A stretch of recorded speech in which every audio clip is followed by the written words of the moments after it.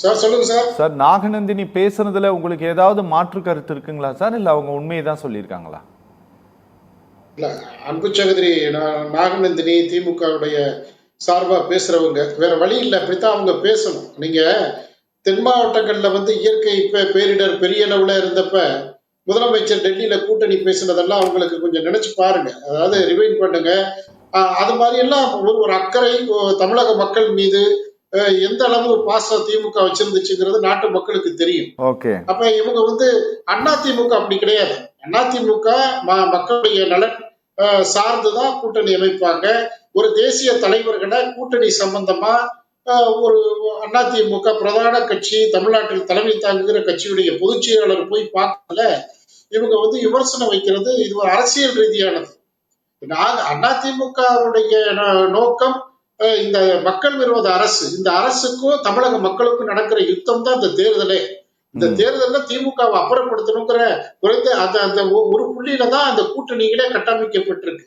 ஏன் ஐயா டிடிவி டெல்லிக்கு போனாரு, ஏன் அன்புமணி ஐயா டெல்லிக்கு போனாரு அப்படின்னா, ஏன் கடந்த தேர்தல்கள்ல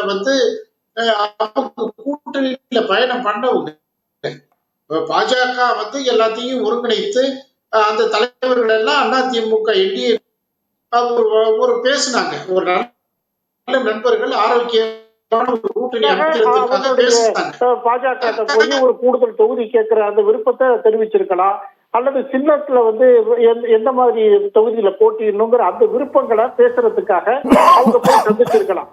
அதெல்லாம் போய் அரசியல் பண்ணி திமுக கூட்டணி என்ன அவங்க திமுக பார்க்க மாட்டேன்றாங்க. அண்ணா திமுக கூட்டணியில என்ன பிரச்சனைனா, திமுக கூட்டணி மக்கள் சார்ந்த நலன் சார்ந்த கூட்டணி. காங்கிரஸுக்கு அதுதான் இன்னைக்கு காங்கிரஸ் தமிழகத்திற்கு நீட்டை கொண்டு வந்துச்சு, இவங்க தமிழகத்திற்கு நீட்டை கொண்டு வந்துச்சு. இவங்க கடந்த 21 தேர்தல் என்ன சொன்னாங்க, மக்கள்கிட்ட எல்லாம் கையெழுத்து வாங்கிட்டு கொண்டு போனாங்களே அந்த பேப்பர், அதெல்லாம் என்னாச்சு? தேர்தல் நடைமுறை இங்க கோடம் இருக்கிற சூழ்நிலையில நீங்க போய் அதெல்லாம் இல்ல. அதிமுக ஒரு தேசிய தலைவர்களை சந்திச்சு ஒரு தேர்தல் சம்பந்தமான அந்த சுமூகமான அந்த நிலைப்பாடு சம்பந்தமா தொகுதிகளுக்காக அவங்க போய் பார்த்திருக்காங்களே தவிர இதுல திமுக விமர்சிக்கிறதுக்கு எந்த முகாந்திரமும் இல்ல. இது ஒரு அரசியல் உள்நோக்கம் கொண்டு திமுக கூட்டணியில எவ்வளவு இருக்குது சார். இல்ல சார், சார் இங்க பாருங்க சார், என்ன சொல்லிட்டு போனாங்க சீனிவாசன் சார், உங்களை கிட்ட திரும்ப திரும்ப இந்த கேள்வியை கேட்டு உங்களை தர்ம சங்கடப்படுத்துவது என்னுடைய நோக்கமும் அல்ல.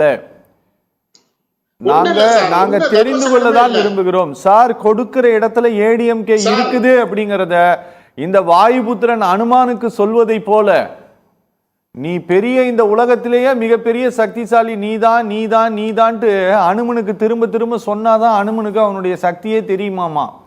அது போல நாங்க உங்ககிட்ட திரும்ப திரும்ப சொல்லிட்டு இருக்கிறோம் சார், நீங்க தான் கொடுக்கிற இடத்துல இருக்கிறீங்க, நீங்க தான் கொடுக்கிற இடத்துல இருக்கிறீங்கன்ட்டு. ஆனா அது உங்களுக்கு தெரிஞ்சிருக்கா இல்லையாங்கிறது தான் எங்களுக்கு சந்தேகமா இருக்குது சார். அதிமுக நீங்க சொல்ற அந்த அதாவது ஒரு அதிமுக கொடுக்கிற இடத்துல இருக்கிற கட்சி, அதுல எந்த மாற்று கருத்து இல்ல. பாஜக ஐயா வாங்குற இடத்துல இருக்கிறவங்க சார், வாங்குற இடத்துல இருக்கிறவங்க வா என் ஊருக்கு வா, எனக்கு எவ்வளவு வேணும்ட்டு நான் உங்ககிட்ட சொல்றேன், இவனுக்கு எவ்வளவு வேணும்ட்டு நான் உங்ககிட்ட சொல்றேன், அப்புறமேட்டு குடுன்னு சொல்றாங்க. அதுதான் இங்க பிரச்சனை. வேணுங்கிறவங்க சார் அந்த பார்வை ஏன் சார் வருது? ஒரு கூட்டணி தலைவர்கள், ஒரு தேசிய தலைவர்கள் டெல்லியில இருக்கிறவங்களை போய் பாக்குறதுல என்ன பிரச்சனை? கொடுக்கிற இடம் வாங்குற இடம் இங்க வந்துச்சு. புரட்சி தமிழன் ஐயா எடப்பாடியார் அதிமுக உரிமைகளுக்காக நிக்கிறவர், தமிழக மக்களுக்காக நிக்கிறவர். அவர் எப்படி தமிழ்நாட்டுல நிக்க சொல்லுங்க சார்? அவர் ஏன் சார் போய் டெல்லியில நிக்கிறாரு? நிக்கிறது தமிழ்நாட்டுல நிக்கலாம்ல, எதுக்கு டெல்லிக்கு போகணும்? ஆமா ஆமா, தமிழ்நாட்டுடைய கூட்டணி தலைவர் ஒரு என்டிஏ தேசிய தலைவரை போய் சந்திக்கிறதுல இவ்வளவு அரசியல் திமுக ஏன் பண்ணுது?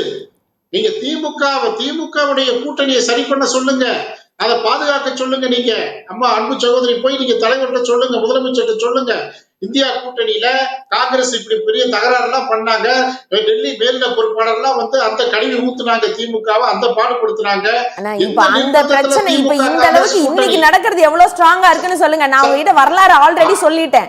ஆனா உங்களுக்கு அந்த வரலாறு புரிஞ்சுதா இல்லையான்னு எனக்கு தெரியல. பரவாயில்ல, நாங்க கேக்குற ஒரு விஷயம் மக்கள் நலனுக்கான ஆட்சி, மக்கள் நலனுக்கான ஆட்சின்றீங்களே. பிஜேபி என்ன தமிழ்நாட்டுக்கு அவ்வளவு நல்லது செஞ்சுச்சுன்னு சொல்லுங்க. ஒன்னு ரெண்டு நாச்சும் சொல்லுங்கண்ணா. நீங்க நிறைய எல்லாம் சொல்ல வேணாம். நாங்க இது வரைக்கும் கல்விக்கு வர வேண்டிய நிதியை கேட்டுட்டு இருக்கோம், ஜல்ஜீவன் நிதியை கேட்டுட்டு இருக்கோம். இன்னைக்கு மெட்ரோ ட்ரெயின் மதுரைக்கும் கோயம்புத்தூருக்கு வர வேண்டியதை தடுத்து நிறுத்தி வச்சிருக்காங்க. இன்னைக்கு 100 நாள் வேலையை வந்து எடுத்திருக்காங்க. இன்னைக்கு நிதி பகிர்வுல எத்தனையோ பிரச்சனை. இன்னைக்கு கொடுக்க வேண்டிய நிதியை கூட தமிழ்நாட்டுக்கு அரசு கொடுக்கல. எல்லாத்துக்கும் மேல இன்னைக்கு இந்தியன் ரயில்வே ஒதுக்கி இருக்கிற பட்ஜெட் என்னன்னு தெரியுமா உங்களுக்கு? தமிழ்நாட்டுக்கு எவ்வளவு பட்ஜெட் கொடுத்திருக்காங்கன்னு தெரியுமா? ஒன்றிய அமைச்சகம். இதெல்லாம் ஏன் கேட்க மாட்டேங்கிறீங்க? இதென்ன அதுதானே எங்க முதல்வர் அவர்கள் கேட்டாங்க இன்னைக்கு. தலைவர் நிதியை பெற்று வரக்கா போறீங்க அப்படின்னு கேட்கும்போது டிடிவி அவர்கள் சொல்றாரு, அதை பத்தி எல்லாம் இல்லைங்க, அது எப்படி ஒரு எலெக்ஷன் டேட் அறிவிச்சதுக்கு அப்புறமா நிதி கொடுக்க முடியும் அப்படின்னு ஒரு எதை பத்தி யோசிக்காம ஒரு மெப்புதலைக்காக ஒரு பதில கொடுத்த மாதிரி எல்லாம் இருக்கு. இதெல்லாம் பத்தி ஏங்க நான் பேச மாட்டேங்கிறீங்க?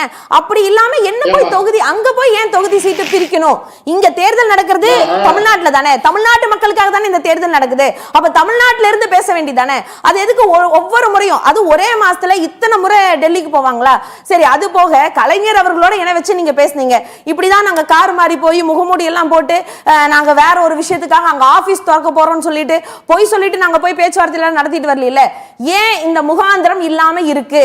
அதே மாதிரி இப்ப நீங்க சொன்னீங்க அன்புமணி அவர்களும் டிடிவி அவர்களும் ஆல்ரெடி கூட்டணி வச்சிருந்தாங்க அப்படின்னு சொல்லி. இப்ப யாரோட கூட்டணி வச்சிருக்கீங்க? அதுக்கு ஒரு முடிவு சொல்லுங்க. என்டிஏவா அதிமுகவா? அத சொல்லுங்க சார். இங்க யார் பெரிய கட்சி? இங்க என்டிஏ பெரிய கட்சியா அதிமுக பெரிய கட்சியா? அத சொல்லுங்க நீங்க. அதுதானே இங்க தெரிய மாட்டேங்குது. அதாவது ஒரு எதிர்கட்சியா இருக்கிறப்ப கருப்பு கொடை, அப்புறம் வந்து ஆளுங்கட்சியா வெள்ளை போல நூற திமுகவுடைய பாலிசி இதெல்லாம்.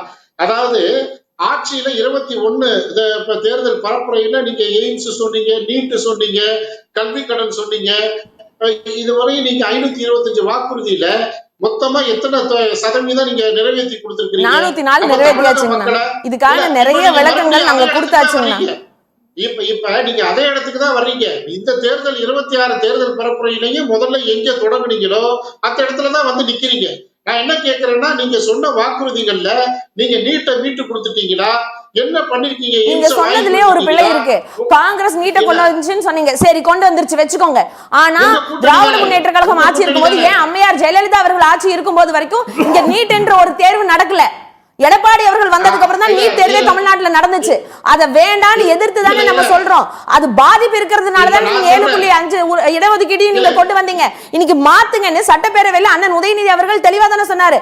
கூட்டணியில நீங்க தான் இருக்கிறீங்க, வேணா வாங்கி கொடுங்க, முழு கிரெடிட் நீங்களே வச்சுக்கோங்க, எங்களுக்கு அது வேண்டியது இல்லைன்னே சொன்னாரு துணை முதல்வர். அப்ப அந்த நிலைப்பாடு செய்ய வேண்டியதானே சார்? உங்களுக்கு தமிழ்நாட்டு மக்கள் மேல அக்கறை இல்லையா? தமிழ்நாட்டு மாணவ மாணவிகள் மேல உங்களுக்கு அக்கறை இல்லையா? நீங்க செஞ்சு கொடுங்க பார்க்கலாம். நாங்க தான் சொல்லி கொடுத்துட்டோம். கவர்னர் அதுக்கு எந்த முடிவும் சொல்லல. நீங்க கவர்னரையும் மாத்திட்டாங்க.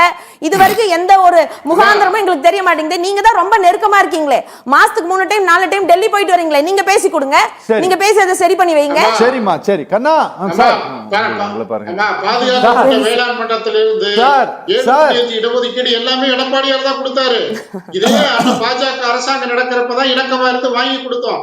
திமுக என்ன கொடுத்துச்சுன்னு கேட்டா அதுக்கு உங்கள்ட்ட பதில் இல்லையே. இப்ப 26 தேர்தல் பரப்புரையிலேயே நீங்க 21 கதை தானே சொல்றீங்க. அதுதானே கேள்வியா வைக்கிறோம் நாங்க. சரிங்க சார். சரி சார்.